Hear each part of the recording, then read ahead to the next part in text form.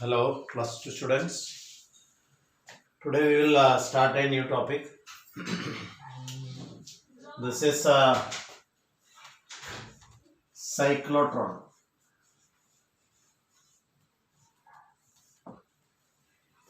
So far, what we have covered in theory part. So everything will come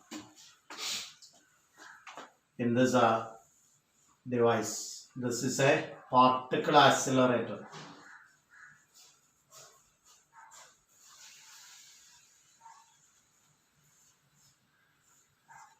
You know what is acceleration?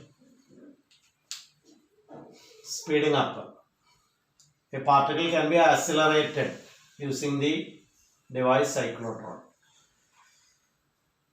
To obtain high energy particles, we are using a cyclotron. So the applications we will see later on. To get high energy particles, we have to speed up the particle. Speeding up means accelerating. Rate of change of velocity we have studied last year.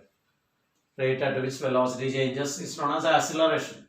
So a particle can be accelerated. Means it can be given more and more speed with the working of cyclotron. So what is a cyclotron? What will you answer? What is a cyclotron? A cyclotron is a particle accelerator. A particle accelerator can be used for purposes where we require a high energy particle. This is for bombarding an atom with a high velocity, means high energy particle. So that purpose, those things we will discuss later on. So cyclotron, the parts of a cyclotron. In the board I can draw two semicircular discs. Two semicircular discs. I will tell you the 3D form I will show you now.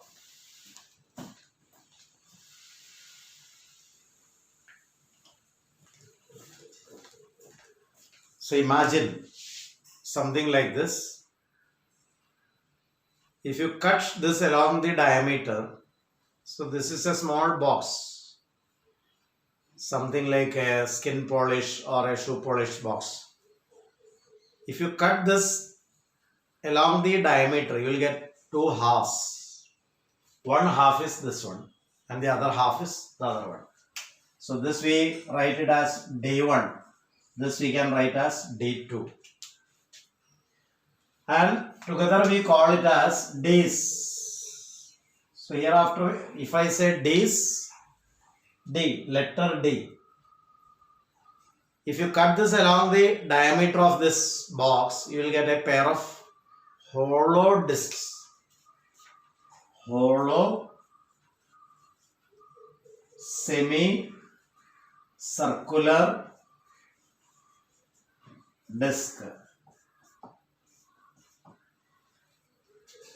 Hollow. If you cut this like this, you will see the hollow part inside. This is empty. Nothing is inside. Imagine. So if you can cut this along the diameter, you will get two halves. One half is having the shape of letter D. The other half is also having the same shape of letter D. So one D-shaped hollow semicircular disc. Hollow. Semicircular. ഒരു സർക്കിളിന്റെ പകുതിയേ ഉള്ളൂ. ഇതൊരു സർക്കിളിന്റെ പകുതിയേ ഉള്ളൂ. Hollow semi circular disc. അതിനിപ്പോൾ ഒന്നിച്ച് നമ്മൾ പേരിടും ഡീസ് എന്ന് വിളിക്കുന്നു. Dees. D1, D2 are a pair of dees. D എന്ന അക്ഷരത്തിന്റെ ഷേപ്പ് ഉള്ളതുകൊണ്ടാണ് ഡീസ് വിളിക്കുന്നത്. വേറെ ഒന്നുമില്ല. അപ്പൊ ഇവിടെ ബോർഡിൽ ഇപ്പൊ ഇങ്ങനെയല്ലേ വരയ്ക്കാൻ പറ്റുള്ളൂ. വെർട്ടിക്കലായിട്ടല്ലേ കാണിക്കാൻ പറ്റുള്ളൂ. ശരിക്കും അത് ഇങ്ങനെ ഇരിക്കുന്നത്. ശരിക്കും ഇരിക്കുമ്പോൾ നടക്കുക ഇവിടെ കട്ട് ചെയ്തിട്ട് ഡയമീറ്റർ കൂടി കട്ട് ചെയ്താൽ കിട്ടുന്ന ഒരു ജോഡി പൊള്ളയായിട്ടുള്ള ഡി എന്ന ലെറ്ററിന്റെ ഷേപ്പുള്ള ഹോളോ ആയിട്ടുള്ള ഒരു സർക്കിളിന്റെ പകുതി, അതായത് സെമി സർക്കുലർ ഡിസ്കുകളാണ് കാണിച്ചത്. ഇതിനിടയിൽ ചെറിയൊരു ഗ്യാപ്പ് ഉണ്ടെന്ന് വിചാരിക്കുക. ആ ഗ്യാപ്പ് തന്നെയാണ് കാണിച്ചത്. In between a pair of discs We have a small gap.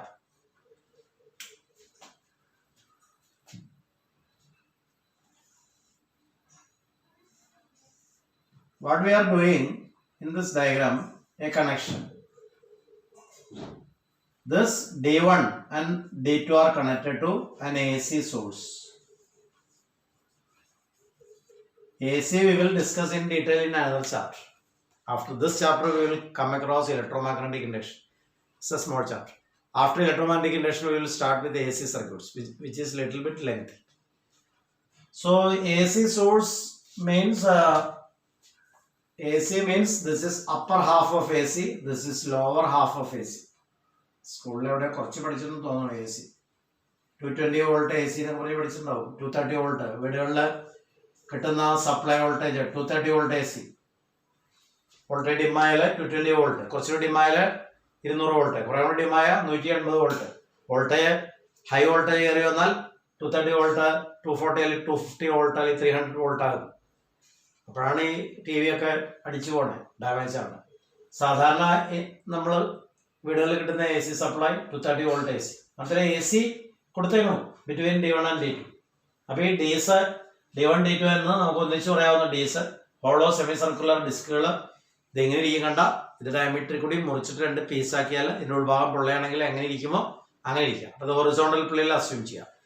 ചെറിയ ഗ്യാപ്പ് ഉണ്ടെന്ന് വിചാരിക്കുക, ചെറിയ ഗ്യാപ്പ് ഉണ്ട്. എന്നിട്ട് ഈ D1 D2 അക്രോസ് ആയിട്ട് there is a potential difference applied. That PD applied is something 230 volt ആവണമെന്നില്ല, എത്ര ആവട്ടെ, ഒരു AC വോൾട്ടേജ് അപ്ലൈ ചെയ്യുന്നു. 230 വോൾട്ട് ഹോം അപ്ലയൻസിന്റെ വർക്കിങ്ങിലുള്ള വോൾട്ടേജ് പറഞ്ഞു മാത്രമേ. അപ്പൊ AC എന്ന് പറയുന്നതിൽ എടുത്ത് കാണിക്കുമ്പോൾ എനിക്ക് 2 ഹാഫ് കാണിക്കണം. ഇത് അപ്പർ ഹാഫ്, ഇത് lower half. Upper half, lower half. ഇത് AC-യുടെ അപ്പർ ഹാഫ് ആണ്, ഇത് ലോവർ ഹാഫ് ആണ്. AC എന്ന് പറഞ്ഞാൽ നമ്മളെ വീടുകളിൽ കിട്ടുന്ന AC 50 ഹെർട്സ് ആണ്. അതതിന്റെ ഫ്രീക്വൻസി ആണ് കേട്ടോ. ഞാൻ നേരത്തെ പറഞ്ഞ അതിന്റെ വോൾട്ടേജ് ആണ്. റൂട്ട് മീൻസ് RMS വോൾട്ടേജ് പഠിക്കും ഡീറ്റെയിൽ ആയിട്ട്. ഇപ്പൊ ഞാൻ ഇവിടെ പറഞ്ഞുകൊണ്ടിരിക്കുന്ന ഫ്രീക്വൻസി ഓഫ് AC ആണ്. 50 ഹെർട്സ് എന്ന് പറഞ്ഞാൽ ഒരു സെക്കൻഡിൽ 50 സൈക്കിൾസ് പൂർത്തിയാക്കും. ഇതേപോലത്തെ ഇതൊരു സൈക്കിൾ ഓഫ് AC ആണ് കാണിച്ചത്. ഇങ്ങനത്തെ ഒരു സൈക്കിൾ തീരാൻ 50 സെക്കൻഡ് മതി, 50 സെക്കൻഡ് മതി. ഇങ്ങനത്തെ ഒരു സൈക്കിൾ ഓഫ് AC പൂർത്തീകരിക്കാൻ 50 സെക്കൻഡ് മതി. എന്ന് വെച്ചാൽ ഒരു സെക്കൻഡിൽ എത്ര 51 സെക്കൻഡുകളുണ്ട്? ഒരു സെക്കൻഡിൽ എത്ര 51 സെക്കൻഡുകളുണ്ട്? 50 എണ്ണം. ഒരു സെക്കൻഡിൽ എത്ര അര സെക്കൻഡുകളുണ്ട്? 2. ഒരു സെക്കൻഡിൽ എത്ര 1/3 സെക്കൻഡുകളുണ്ട്? 3. ഒരു സെക്കൻഡിൽ എത്ര ക്വാർട്ടർ സെക്കൻഡുകളുണ്ട് എന്ന് വെച്ചാൽ 1/4 സെക്കൻഡ്. ഒരു സെക്കൻഡിൽ എത്ര ഉണ്ട്? 4. 1/10 സെക്കൻഡ് ഒരു ഇന്റർവെൽ എടുത്താൽ 1 സെക്കൻഡിൽ എത്ര 1/10 സെക്കൻഡുകളുണ്ട്? 10. 1/50 സെക്കൻഡ് പീരിയഡ് ഓഫ് AC ആണ്. T എന്ന് എന്തെങ്കിലും ഞാൻ എഴുതാം. 1/50 second period of AC. Frequency of AC 50 hertz എന്ന് പറഞ്ഞാൽ 50 cycles per second. 50 cycles per second എന്ന് പറഞ്ഞാൽ ഇതേമാതിരി ഒരു സൈക്കിൾ അടുത്ത രണ്ടാമത്തെ, മൂന്നാമത്തെ, നാലാമത്തെ, അഞ്ചാമത്തെ അങ്ങനത്തെ 50 സൈക്കിൾ ഒരു സെക്കൻഡിൽ പൂർത്തിയാവുന്ന ടൈപ്പ് ഫ്രീക്വൻസിയാണ് നമ്മൾ ഈ അപ്ലൈ ചെയ്യുന്ന AC-യുടെ ഫ്രീക്വൻസി.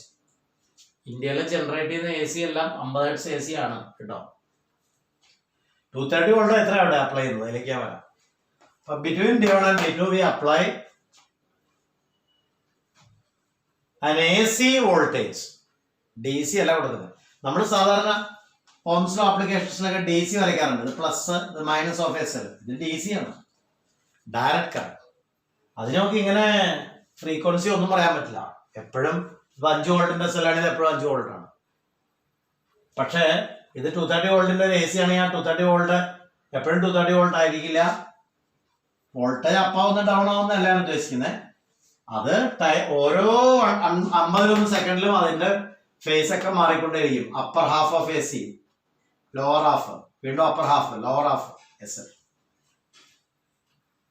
അപ്പോൾ D1 എന്ന് പറയുന്നത് പോസിറ്റീവ് ഹാഫിൽ ഇരിക്കുമ്പോൾ D2 നെഗറ്റീവ് ഹാഫിലായിരിക്കും ഇരിക്കും. അതിനെത്ര സമയം മതി ആ ഒരു സൈക്കിള് പൂർത്തീകരിക്കാൻ? 1/50 സെക്കൻഡ് മതി.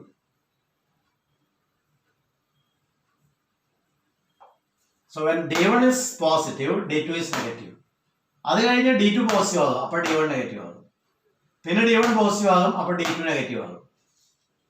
പിന്നെ D2 പോസിറ്റീവ് ആകും, D1 നെഗറ്റീവ് ആകും. ഇങ്ങനെ മാറിക്കൊണ്ടേയിരിക്കും. കാരണം AC ആണല്ലോ അപ്ലൈ ചെയ്തേക്കുന്ന, DC അല്ലല്ലോ. അപ്ലൈ ചെയ്തേക്കുന്ന DC അല്ല, AC ആണ്.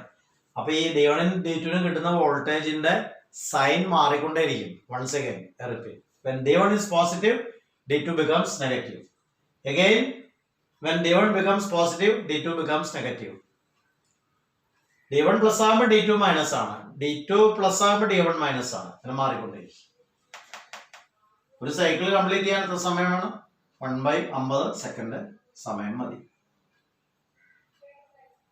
അപ്പൊ ഒരു ഹാഫ് സൈക്കിൾ കംപ്ലീറ്റ് ചെയ്യാൻ എത്ര സമയം വേണം? ഒരു ഫുൾ സൈക്കിൾ കംപ്ലീറ്റ് ചെയ്യാൻ 1/50 സെക്കൻഡ് വേണം. അപ്പൊ ഒരു ഹാഫ് സൈക്കിൾ കംപ്ലീറ്റ് ചെയ്യാൻ എത്ര സമയം വേണം? 1/50ന്റെ പകുതി. എത്രയാണ് 1/50ന്റെ പകുതി? 1/50ന്റെ പകുതി 1/100. 1/50ന്റെ പകുതി 1/50/2 1/50 into 1/2. അപ്പൊ 1/100 സെക്കൻഡിൽ ഹാഫ് സൈക്കിൾ തീരും. എന്ന് വെച്ചാൽ ഇതിന്റെ പൊളാരിറ്റി പ്ലസ് എന്നുള്ളത് മൈനസ് ആകാൻ 1/100 സെക്കൻഡ് വേണം. ഇതിന്റെ പൊളാരിറ്റി മൈനസ് ആയിരുന്നു ആദ്യം, അത് പ്ലസ് ആകാൻ 1/100 സെക്കൻഡ് വേണം. ഓരോ 1/100 സെക്കൻഡിലും ഇതിന്റെ പകുതി. പീരിയഡ് ഓഫ് AC ആണ് ഞാൻ പറഞ്ഞത് 1/50 സെക്കൻഡ്. അപ്പൊ ഇതിന്റെ ഹാഫ് പീരിയഡ് എടുത്താൽ ഇതിന്റെ പകുതി എടുത്താൽ ഇതിന്റെ പകുതി 1/50ന്റെ പകുതി 1/100. ഓരോ 1/100 സെക്കൻഡിലും ഇതിന്റെ പ്ലസ് മൈനസും ചേഞ്ച് ചെയ്തുകൊണ്ടിരിക്കും. ഇതിപ്പോ പ്ലസ് ആണെങ്കിൽ ഒരു 1/100 സെക്കൻഡ് കഴിയുമ്പോൾ ഇത് മൈനസ് ആണ്. ഇതിപ്പോ മൈനസ് ആണെങ്കിൽ ഒരു 1/100 സെക്കൻഡ് കഴിയുമ്പോൾ ഇത് പ്ലസ് ആകും, എക്സെട്ര.